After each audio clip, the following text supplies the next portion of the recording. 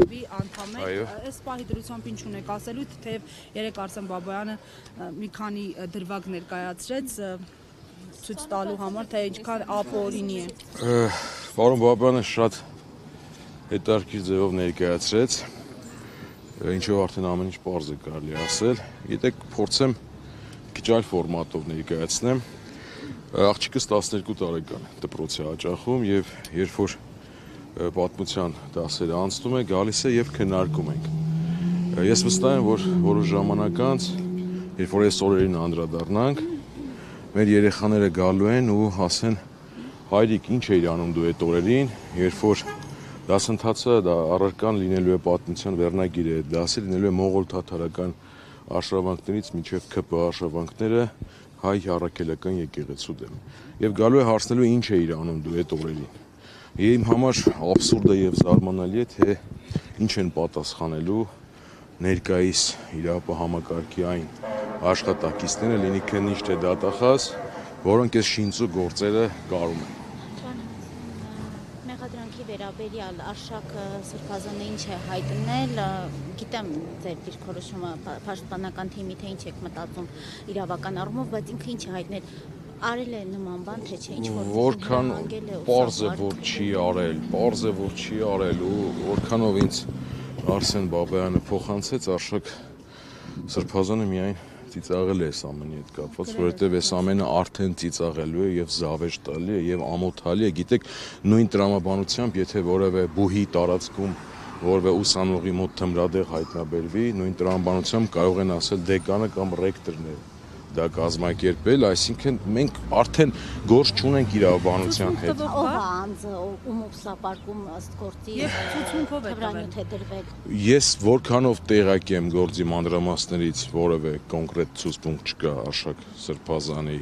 վերաբերյալ, մնացածը հաջորդիվ դուք էլ այս աբսուրդին ականատես կլինեք, ներկայիս վարչախումբը պարզապես առաջնորդվում է այն սկզբունքով, որ անձը կա, հոդված կստեղծենք եւ Վիշինսկին երազեր նմանատիպ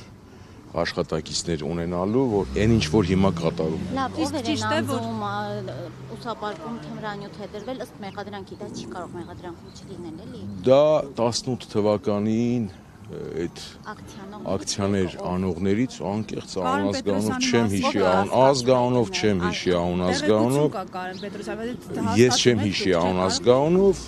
ընթացքում ամեն ինչի մասին կտեղեկանաք, բայց սենց ասեմ, էլի ձեզ իմ հորդորը, իմ խորհուրդը, այս ամենին մի վերաբերվեք որպես փաստեր, որպես իրավաբանություն, այս ամենին վերաբերվեք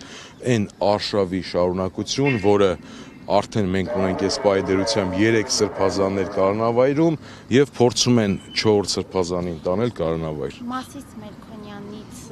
որևէ ակնկալիք։ Անկեղծ ասած չունեմ ակնկալիք, մենք արդեն բազմիցս ականատես ենք եղել, թե իշխանության սրտի դատավորի պարագայում ինչ որոշումների ենք ականատես լինում եւ հետարքրականը այն էր, որ Արսեն Բաբայանը նախորոք արդեն կանխատեսել էր եւ այս ամենը արդեն կանխատեսելի է, հասկանում եք, որ դատավորի մոտ կլինի, ոնց կլինի, չկա այդպիսի հավանականության տեսություն, որով կբաշխվեր 3-րդ սրբազանի գործը նույն դատավորին, բայց մենք ականատես ենք այդ ամենին։ Շատ դեր եղել է 3 Ավանի նստավայրի հերթապահ եղել է, թե հետագայում ավելացել։ Արդեն պետք չի հետևել, նայել, տեսնել, նախորդ անգամներում բազմիցս եղել է, որ Ավանի նստավայրը չի եղել հերթապահ, բայց անմիջապես ավելացվել է ցուցակում, րոպեների ընթացքում գործը մակագրվել է։ Մենք գործ ունենք այս ամենի հետ, ինչին որ ականատես ենք, որը այլևս ոչ իրավաբանության, ոչ ողջամտության հետ կապ չունի։ Միանշանակ։ Պարոն Հարությունյան, ես կուզեի անդրադառնալ նաև քննչական կոմիտեում ձերբակալելու այս դրվագին, մի գործով կանչել, մեկ ուրիշ գործով տանել, սրա նախադեպերը կան։ Մենք այլևս ոչ թե պետք է նախադեպերին նայենք, այլ մենք պետք է առաջնորդվենք այն կանխավարկածով, որ ամեն ինչ հնարավոր է ներկայիս վարչախմբի օրերին, ամեն ինչ հնարավոր է այս իրավապահ համակարգից սպասել եւ գիտեք ոնց ես կարծում եմ այդ ամենը պատահական զուգադիպությամբ չի տեղի ունեցել։ Հիմա նիստը Հա, սկսված է։ սկսում եմ, շնորհակալ եմ, ստեսություն։ Բարեբախտ։